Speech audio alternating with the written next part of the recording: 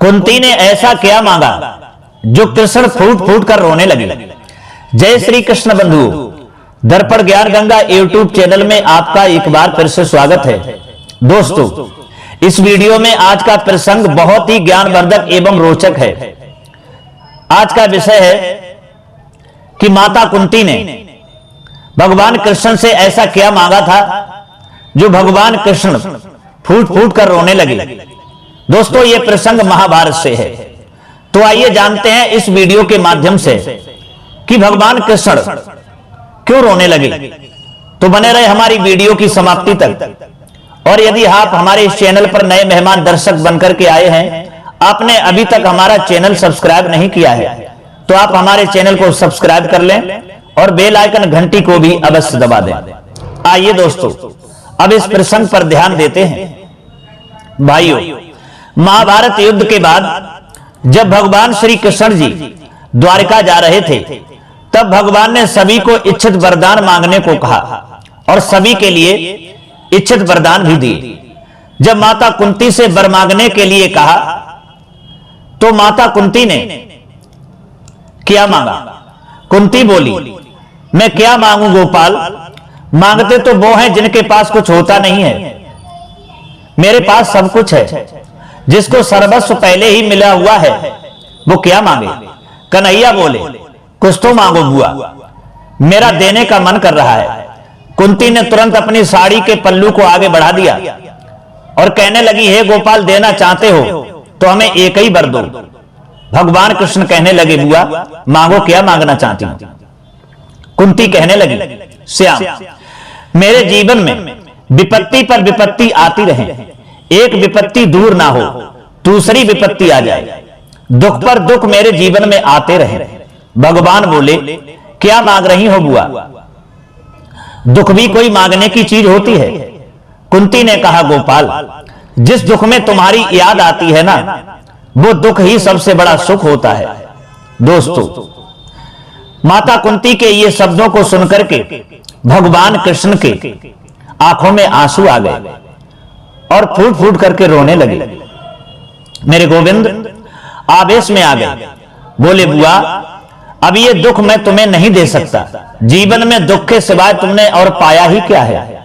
आइए दोस्तों, अब माता कुंती के चरित्र पर एक नजर डालते हैं। कुंती का जन्म हुआ मथुरा में सूरसेन के घर में। जन्म लेने के बाद ही इनको कुंती भोज राजा ले गए। इनका वास्तविक नाम था प्रथा। कुंती भोज राजा ने अपना नाम दिया और कुंती नाम इनका रख दिया। इनका जन्म कहीं हुआ, पालन दूसरे घर में हुआ। भाई बहनों, जिस बालक का जन्म कहीं और पालन कहीं होता है, उसका बचपन सुख से व्यतीत कैसे हो सकता है। बचपन में माता कुंती को बड़े कष्ट झेलने पड़े। किशोरा अवस्था में कुंती का विवाह हो गया। विवाह भी हुआ था तो एक ऐसे पुरुष से जो जन्म से ही पीलिया का मरीज था। दोस्तों, माद्री और कुंती दोनों उनकी पत्नी हैं। कुंती ने सोचा, कोई बात नहीं, मेरे लिए तो पति परमेश्वर हैं। पति भी मिला तो ऐसा जो पीलिया का रोगी है, और उस पति का कोई सुख नहीं, क्योंकि पति को ऐसा श्राप मिला हुआ है कि जब भी सहवास की कामना लेकर पत्नी के पास जाओगे उसकी मृत्यु हो जाएगी। दोस्तों, ये तो महात्मा दुर्वासा के कुछ मंत्र ऐसे दिए हुए थे जिससे कुंती जिस देवता का आह्वान करके बुलाती वो प्रकट हो जाते। उन्हीं मंत्रों के आश्रय से धर्मराज को आमंत्रित किया। धर्मराज की कृपा से युधिष्ठिर का प्रादुर्भाव हुआ। इंद्र की कृपा से अर्जुन, पवन देव की कृपा से भीमसेन, माद्री जो उनकी सौत है उसके लिए भी अश्विनी कुमारों को आमंत्रित किया। 2 बेटे हुए, नकुल और सहदेव। माता कुंती 5 पांडवों में से बड़े 3 की माता थी।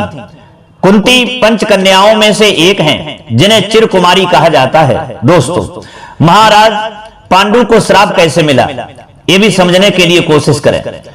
हुआ ऐसा कि एक बार राजा पांडु अपनी दोनों पत्नियों यानी माता कुंती तथा माद्री के साथ आखेट के लिए वन में गए। वहां उन्हें एक मृग का मैथुन रथ जोड़ा दृष्टिगत हुआ। पांडु ने तत्काल अपने बाण से उस मृग को घायल कर दिया।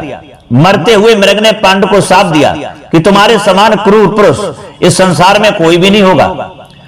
तूने मुझे मैथुन के समय बाण मारा है, अतः जब भी कभी भी तू मैथुन रथ होगा, तेरी मृत्यु हो जाएगी। दोस्तों, इसी दौरान राजा पांडु ने अमावस्या के दिन ऋषि मुनियों को ब्रह्मा जी के दर्शनों के लिए जाते हुए देखा।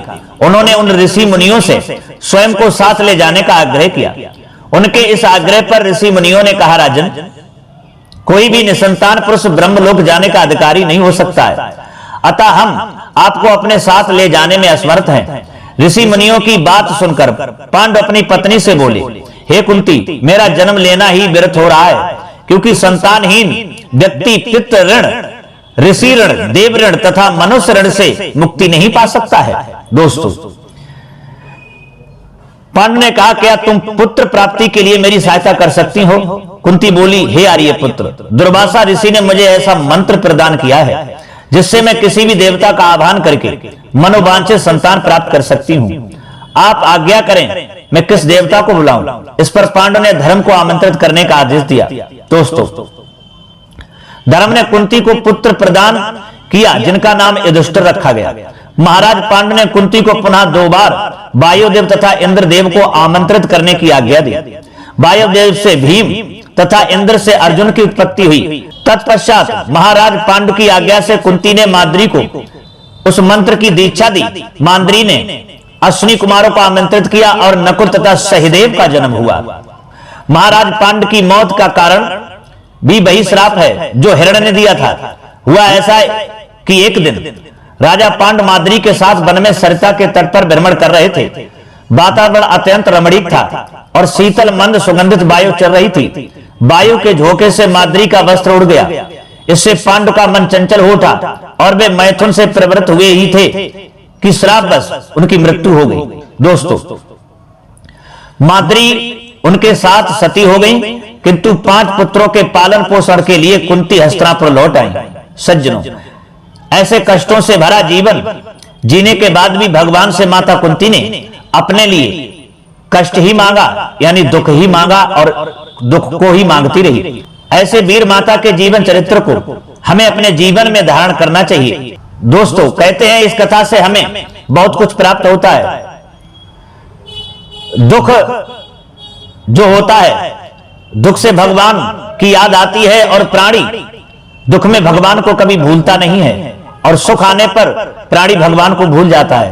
तो इसलिए दुख ही भगवान को मिलाता है और दुख में ही प्राणी भगवान को याद करता रहता है। तो दोस्तों, कैसा लगा हमारा ये महाभारत का प्रसंग? अगर ये प्रसंग आपको अच्छा लगा है तो हमारी वीडियो को लाइक कर देना और दोस्तों को भी शेयर कर देना। फिर मिलते हैं अगली वीडियो में किसी नई ज्ञान चर्चा के साथ में। तब तक के लिए सब्सक्राइबर बंधुओं एवं दर्शकों के लिए राधे राधे, जय श्री कृष्ण।